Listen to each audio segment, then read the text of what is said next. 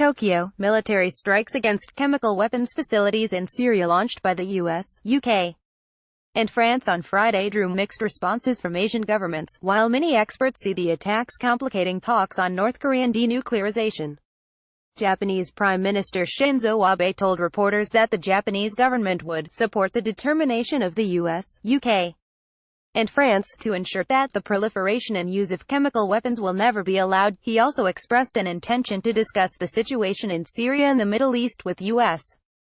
President Donald Trump when the two meet in Florida on Tuesday and Wednesday. The threats of nuclear, biological and chemical weapons are becoming greater in East Asia. Malcolm Turnbull, Prime Minister of Australia, a staunch ally of the U.S., also threw his support behind the measures. The strikes send an unequivocal message to the Assad regime and its backers, Russia and Iran, that the use of chemical weapons will not be tolerated, he said in a joint statement with the foreign and defense ministers.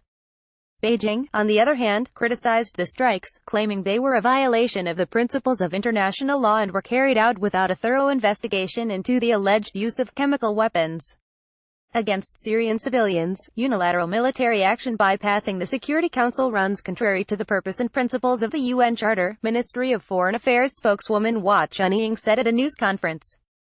Regarding the suspected chemical weapons attack in Syria, a comprehensive, impartial and objective investigation should be carried out. Indonesia, the world's largest Muslim country, maintained a neutral stance.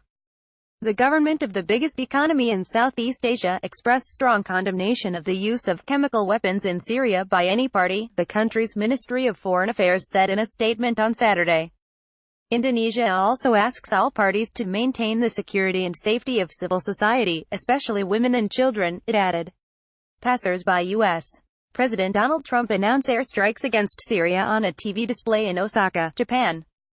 Washington's actions have been met with mixed responses in Asia.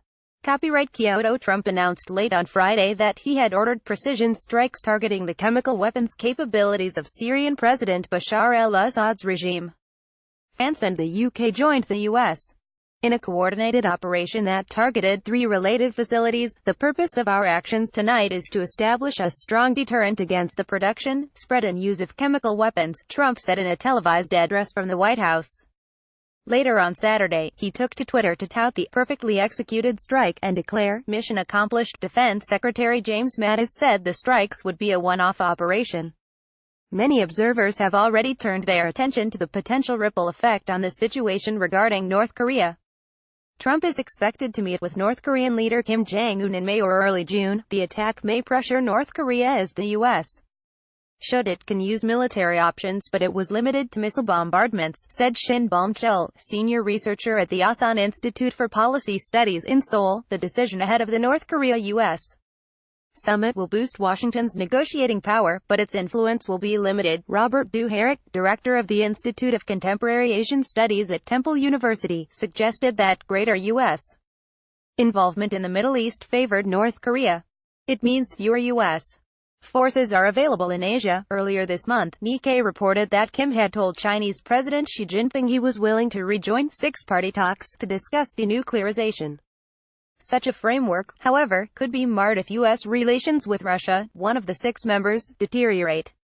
A United Nations report in February found that North Korea had provided the Assad regime with materials that could be used to make chemical weapons. Copyright Yonhap Kyoto. The airstrikes were met with a backlash from Russian President Vladimir Putin, who called for an emergency meeting of the United Nations Security Council to discuss aggressive actions of the U.S.